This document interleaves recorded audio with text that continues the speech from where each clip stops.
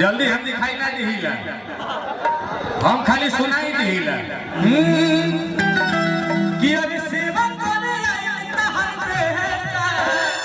तो भाई लोग वीडियो देखे नीलकमल सिंह जो बोले सही बोले, क्योंकि भाई लोग नीलकमल सिंह स्टेट शो नहीं करते। आप लोग को तो पता ही होगा भाई लोग, पावर स्टार पवन सिंह का प्यार है कि नीलकमल सिंह आए हैं पावर स्टार पवन सिंह के नॉमिनेशन में।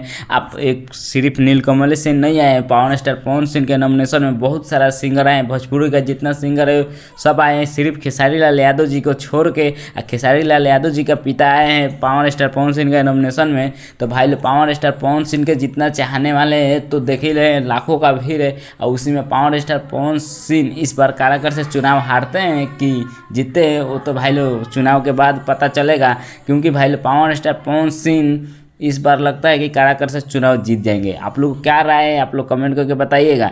एक बात और कहना चाहता हूँ, पावर स्टार पवन सिंह का आप लोग फैन है और नीलकमल सिंह का तो जरूर लाइक सब्सक्राइब कीजिएगा। हम मिलते हैं अगला वीडियो में, तब तक के लिए गुड बाय।